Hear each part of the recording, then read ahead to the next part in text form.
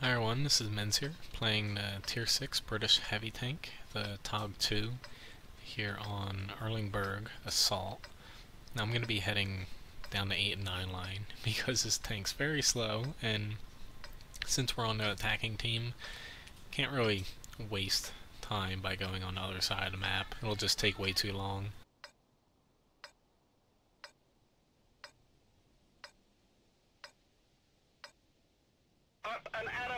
So, TOG II, it's very big, especially for its tier, has a ton of hit points, pretty decent gun. However, armor on it's pretty bad. It's more comparable to a medium tank as far as the armor goes, instead of a heavy tank. It's kind of surprising due to its size, but it's just because it's not really... It's built during the same time period as other tanks around this tier.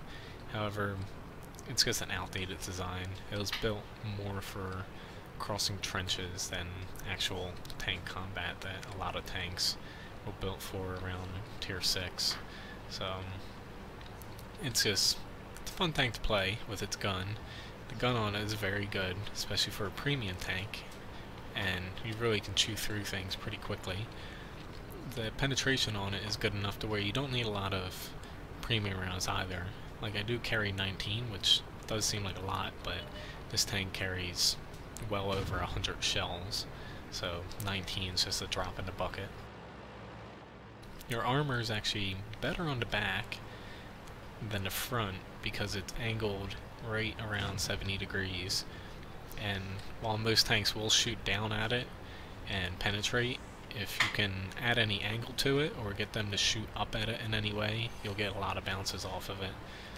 It's really useful against smaller tanks that try to flank behind you. You can kind of ignore them for a few minutes and then deal with them later.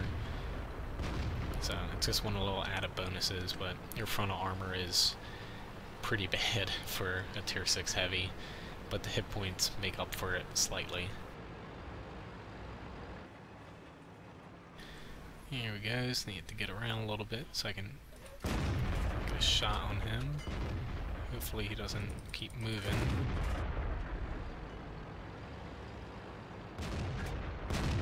Just gonna keep throwing shells down here. Just need to get this guy down a little bit so he backs off. A lot of tanks have very high DPM around tier 5 and 6. So you don't want to be shot at by multiple tanks, because even though you do have a lot of HP, you'll go through it very quickly.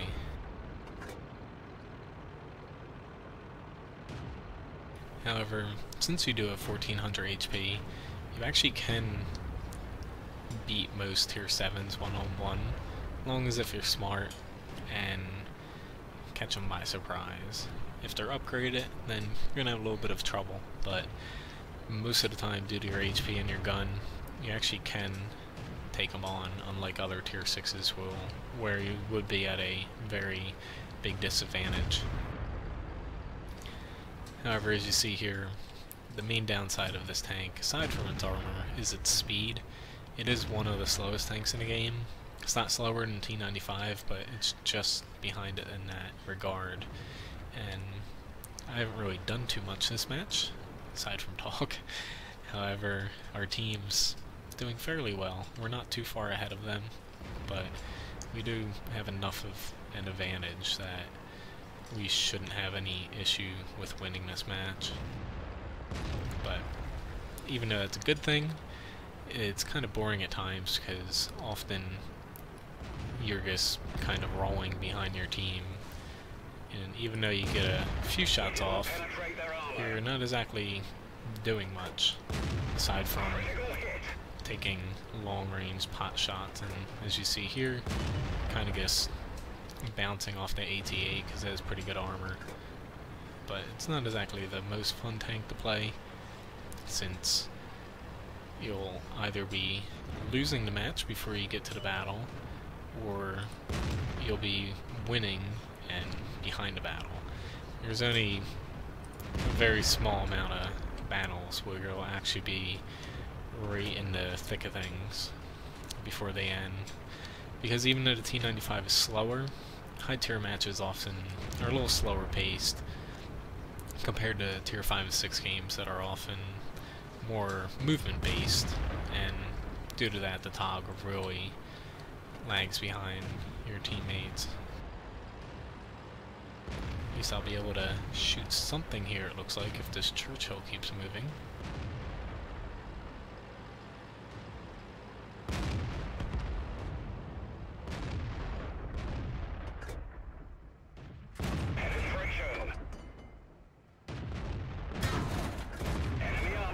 I know that I can just go through his tomb there, so I'm just gonna stay still, keep my accuracy, take care of him, and then move on. You have enough HP that you can just sit there, especially when you're ahead, and take shots and not worry about dying. And as that person said, they're trading shots with a TOG is a losing game. So overall, not exactly the most interesting match, but still got top 4 damage, 676, destroyed 1 tank, and just a little bit of XP since I didn't really spot anything. It made a little bit of profit.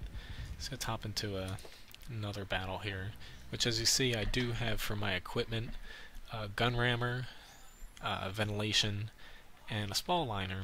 So even though your armor isn't good on this tank, I equip a spall liner because a lot of low tier arty still won't really penetrate you.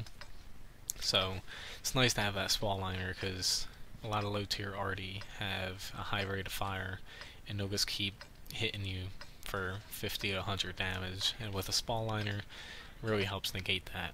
Plus when people run into you, or you run into them at warp speed, that you'll do a little bit more damage.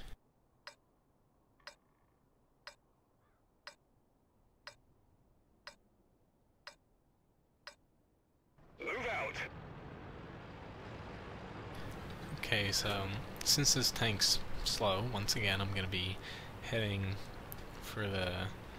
actually, I'm going to head north. I was going to head south because that's a shorter route for me to do. However, there's only one tank, the Fury, actually heading north. The Panther doesn't look like he's heading up there that much. So I'm just going to head up here to help him, because at least the TOG with your HP and your gun, you can hold off the enemy for a little bit. So even though there's a lot of tier 7s here, more likely than not in the north, I'm not going to face those 2 TDs. I'd face the medium tanks, more likely than not, and maybe the IS. So the IS is the clear main opponent for me if he gets up there, but it looks like he's in the south, just looking at the enemy team, which there are quite a lot of them down there, which is not very good because our team's kind of spread thin and they're just gonna smack right into them and die, most likely. However, since there are 3 mediums in the north still, I still have to go up there because our team's not going to be able to hold them off.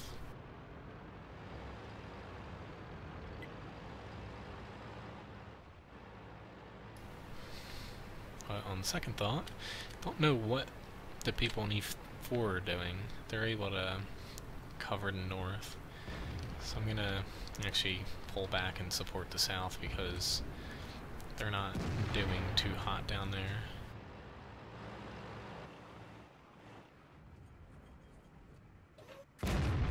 Enemy armor is hit.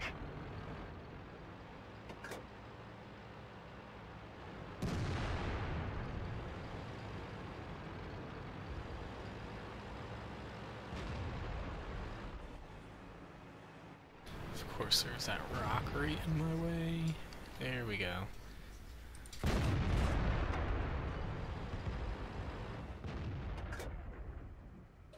Let's get this TD out. That would be great if we can get him out. There we go. Next up is the T1 Heavy.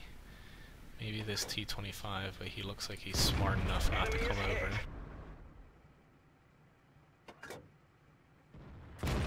We've damaged the but with your good gun on this, I'm just going to sit back here and keep on firing. Let's get this next VK out.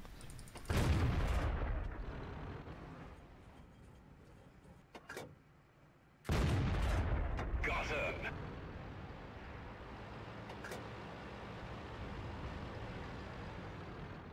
Wish I could help you, IS, but I have no chance of getting over there. We've damaged them.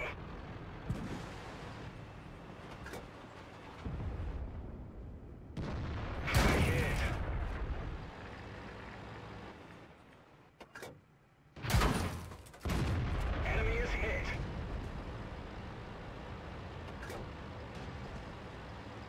Just reposition a little bit over here.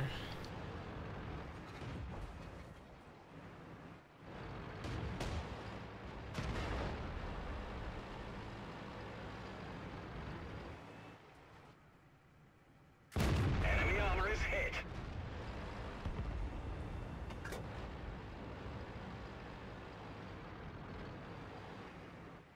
Really need to get him out. There we go.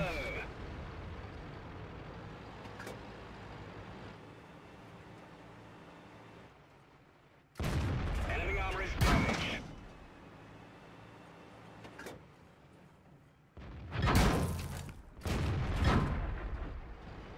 The AT-15A is not fast. So I'm just going to try to drop in right on it. Hull rack damaged. No! We've lost a crack. We're stuck here. We're done for. So, Everyone not much of a get chance out. I had there. Our entire team kind of just drove out into the middle of the map and died for whatever reason. Don't know why they went out there. It didn't really help us in any way, and especially because they couldn't help the north out. Granted, Tiger's the only one left, but it took them too long to deal with the north to put pressure on the enemy base, and the enemy just kind of took its time with taking out the people in the south, because the people in the south just went one by one into them and got picked off. Now, had I went down to the south and actually pushed out with them, more likely than not I would have died without doing as much as I did, because the TOG with its low armor and large size, I would have been picked apart by their tanks and they would have just ganged up on me. However, by sitting where I was up on this cliff, the only thing they really could see is my turret, and at times the back of my tank when I was moving down into the ditch. And by doing that, it's a little bit smaller of a target, and I was able to sit there relatively safely and just do damage without worrying about taking shots from 5 or 6 tanks at once. Overall, pretty decent game. I destroyed 3 tanks. Pretty sure, aside from the Tiger, I did the most amount of damage on my team.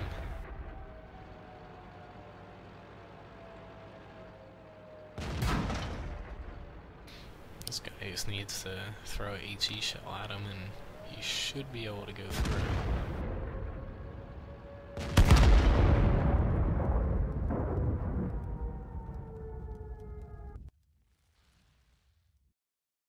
But I was kind of hoping there at the end that AT-15A was coming up at me and I would have been able to ram him off of the hill. So overall, it was a loss, which stinks, but second most damage on my team at 1,559, 3 kills, experience-wise, second amount on my team as well, because that Tiger did do a lot, but he didn't help the team at the points where we really needed him, since he was our best tank as far as tank stats go. So overall, still made a decent profit, even though it was a loss, since this is a premium tank, and as you see, shell cost is very cheap as well. You don't really want to fire APCR or APDS, actually, unless if you really need to. So even though the TOG is very slow, as long as if you like slow tanks, it is a very good premium tank to buy. And even though it does have some very large weaknesses, that gun and the HP values are very good on it. So anyway, thanks for watching my video. Subscribe to my YouTube channel to keep up to date with new videos I put out, and check out my website, wotguru.com.